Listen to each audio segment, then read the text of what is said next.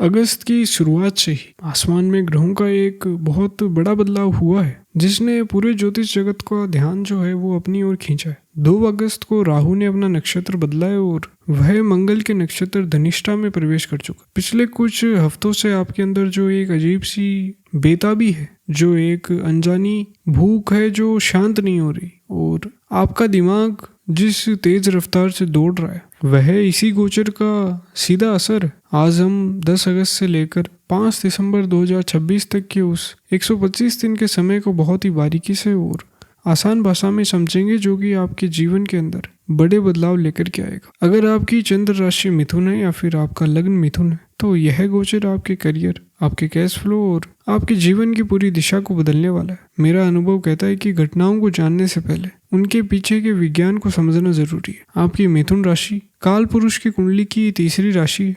यह वायु तत्व की राशि है। इसका सीधा सा मतलब यही है कि आपका दिमाग कभी सोता नहीं है। ईश्वर ने आपको डेटा प्रोसेस करने की, यानी बातों को जल्दी समझने की ताकत दी है, और यह ताकत बेहद कमाल की है। मिथुन राशि के स्वामी बुध हैं, जो आपको नए नए आइडियाज देते हैं, लेकिन आपके अंदर हमेशा एक उलझन या फिर कश्मकश चलती रहती है। एक तरफ आप बड़ा रिस्क लेना चाहते हैं और दूसरी तरफ आपको लॉजिक और सेफ रास्ते चाहिए होते हैं। जब राहु 2 अगस्त को धनिष्ठा नक्षत्र में गया तो ग्रहों का पूरा खेल बदल गया। धनिष्ठा नक्षत्र का मतलब है बेहिसाब पैसा और संपत्ति। इस नक्षत्र के देवता हैं अष्टवसु। अष्टवसु प्रकृति के वह 8 देवता हैं जो इस पूरी दुनिया को चलाते हैं, और इसके स्वामी खुद मंगल देव है। धनिष्ठा का नियम या धनिष्ठा का जो निशान है वह है भगवान शिव का डमरू, जो समय और लय को दिखाता है।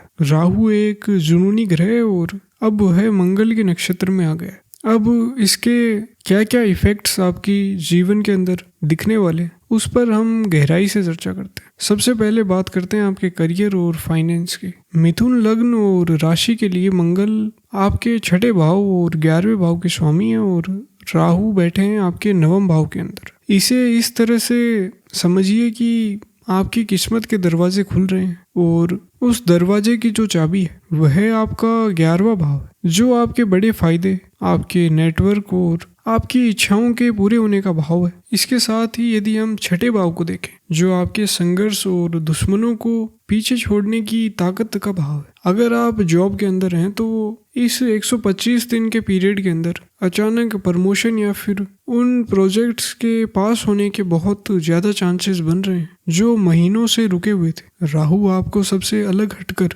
सोचने की ताकत देते हैं। आप अपने ऑफिस के अंदर एक चेस के मास्टर की तरह काम करेंगे, जो दूसरों से हमेशा 2 कदम आगे की सोचते हैं। 11वां भाव विदेशी संपर्कों और बड़ी मल्टीनेशनल कंपनियों को भी दिखाता है। अगर आप अपने बिजनेस को बढ़ाना चाहते थे तो आपको अचानक हाई प्रोफाइल लोगों, पॉलिसी बनाने वाले या फिर बड़े क्लाइंट्स का साथ मिल सकता है। 9वें भाव में बैठा राहु अपनी 7वीं दृष्टि से आपके 3रे भाव को देख रहा है और 9वीं दृष्टि से आपके 5वें भाव को देख रहा है। यह समय कुछ खास प्रोफेशन वाले लोगों के लिए बेहद शानदार है। अगर आप social media, IT sector, media या फिर टेक्नोलॉजी की फील्ड के अंदर काम कर रहे हैं तो यह समय आपके करियर ग्राफ बहुत तेजी से ऊपर लेकर के जाएगा। राहु खुद आर्टिफिशियल इंटेलिजेंस यानी AI का कारक भी है, इसलिए इस फील्ड से जुड़े लोगों को ऐसी कामयाबी मिल सकती है जिसकी उन्हें उम्मीद भी नहीं थी। कैश फ्लो और लिक्विड कैश की बात करें तो मंगल का 11वें भाव आपकी इच्छाओं को पूरे करता है। 11वां भाव सिर्फ पैसों का नहीं है, यह आपके पैसों से मिलने वाली खुशी और संतुष्टि का भी है। आपको वो सपने जो काफी समय से अटके हुए थे, जैसे अपना घर लेना, किसी प्रॉपर्टी पर कब्जा मिलना या फिर कोई नई गाड़ी खरीदना, वो अब पूरे हो सकते हैं। अष्टवसु आपको गुप्त धन या फिर छुपा हुआ पैसा देने की तैयारी के अंदर है। कोई अटका हुआ पैसा या फिर किसी पुरानी इन्वेस्टमेंट से अचानक फायदा आपके बैंक अकाउंट में आ सकता है। लेकिन यहाँ एक बहुत ही जरूरी बात को समझना होगा। राहु कुंभ राशि के अंदर है जिसका स्वामी है शनि, और शनि मिथुन राशि के लिए 8वें भाव का स्वामी भी है। 8वां भाव एक गहरी खाई की तरह है जो अचानक होने वाले नुकसान को दिखाता है। जब भी 8वां और 11वां भाव का कनेक्शन राहु के जरिए बनता है तो इंसान जो है वो ओवर कॉन्फिडेंस का शिकार हो सकता है। शेयर बाजार या फिर क्रिप्टो में बिना रिसर्च के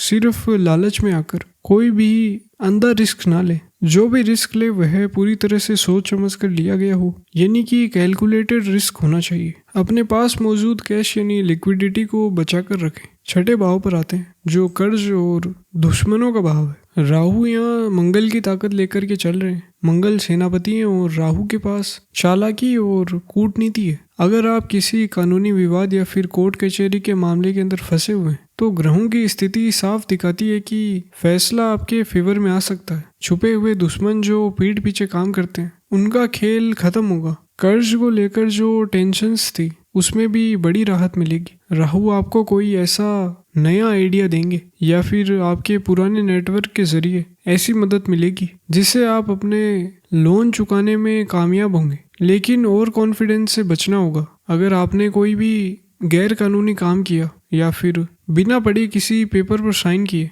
तो अचानक कोई सरकारी नोटिस आ सकता है। अपने खास दोस्तों और करीबियों पर आंख बंद करके भरोसा ना करें। रिश्तों और पर्सनल लाइफ के मोर्चे पर नवम भाव धर्म और मर्यादा का भाव है। राहु स्वभाव से भ्रम पैदा करता है, लेकिन मंगल के नक्षत्र में नवम भाव में बैठकर वह आपकी वफादारी की परीक्षा लेता है। पुराने और टूटे हुए रिश्तों को सुधारने के लिए यह समय बहुत ही अच्छा है। शादीशुदा जिंदगी में अगर कड़वाहट थी तो राहु और मंगल का यह गोचर उस रिश्ते के अंदर नई जान डाल सकता है। लेकिन अगर आप पहले से किसी सीरियस रिश्ते में हैं तो किसी नए रिश्ते या फिर एक्स्ट्रा मैरिटल अफेयर के जाल से आप पूरी तरह से दूर रहें। राहु ऐसे मौके जरूर देगा और आपको लगेगा कि यह जो राज है ये छुप कर रहेगा, लेकिन यह आपकी इज्जत और समाज के अंदर आपके नाम को बहुत बड़ा नुकसान पहुंचा सकता है। सिंगल लोगों को भी नए रिश्तों में जल्दबाजी करने से बचना चाहिए।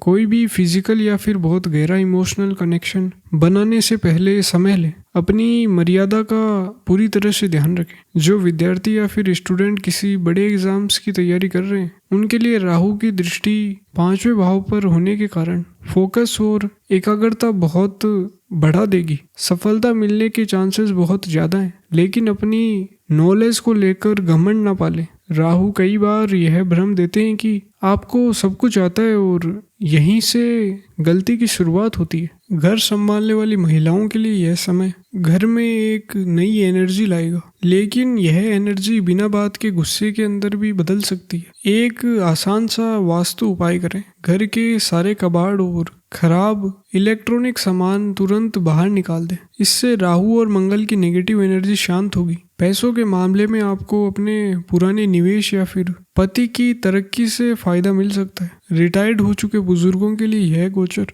अध्यात्म और पूजा पाठ के अंदर बहुत गहरी दिलचस्पी पैदा करेगा। ईश्वर को जानना और धर्म कर्म के अंदर आपका मन लगेगा। किसी अचानक तीर्थ यात्रा का योग भी बन सकता है। सेहत के नजरिए से शरीर में बहुत एनर्जी रहेगी, लेकिन नसों में खिंचाव या फिर ब्लड प्रेशर के अंदर अचानक उतार चढ़ाव आपको देखने को मिल सकता है। हेल्थ से जुड़े कोई भी यदि परेशानी हो तो तुरंत डॉक्टर से सलाह लें। समय को अगर हम बांटकर देखें तो 2 अगस्त से अक्टूबर के पहले हफ्ते तक धनिष्ठा नक्षत्र के चौथे चरण में मंगल का नवांश रहेगा। यह सबसे ज्यादा एनर्जी वाला समय है। किस्मत आपका पूरा साथ देगी, बस शर्त यही है कि आप सच्चाई के रास्ते पर रहें। अक्टूबर से नवंबर के बीच शुक्र का असर आपको ज्यादा देखने को मिलेगा, जो राहु का पक्का दोस्त है। यह समय सुख सुविधाएं और लग्जरी की चाहत बहुत ज्यादा बढ़ा देगा। आपको खुद को रास्ते से भटकाने से रोकना होगा। दिसंबर में राहु मकर राशि में प्रवेश करेगा, जो आपका 8वां भाव। यहाँ से आपका दिमाग पूरी तरह से डेटा और कम्युनिकेशन पर काम करेगा। अचानक पैसा मिलेगा और सबसे ज्यादा उम्मीद पैसे बनने की इसी समय के अंदर है। इसके बाद अगले साल अप्रैल तक सूर्य का असर रहेगा, जो सरकारी कामों और एडमिनिस्ट्रेशन के अंदर मदद करेगा।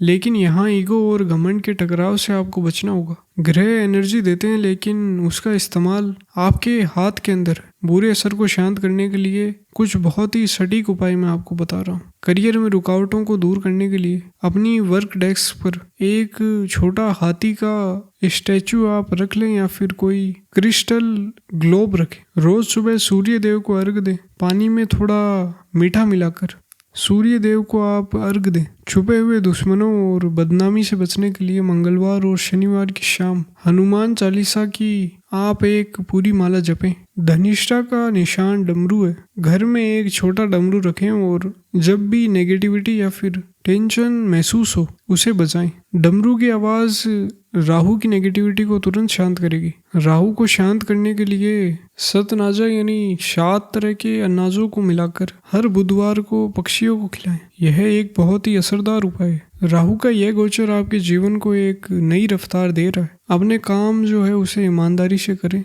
नीयत साफ रखें और सोच समझ कर आगे बढ़ें। यह 125 दिन आपके जीवन का एक बहुत ही शानदार समय बन सकते हैं। ईश्वर पर भरोसा रखें और अपने गोल्स की तरफ पूरा फोकस बनाकर आगे बढ़ें। धन्यवाद, नमस्कार।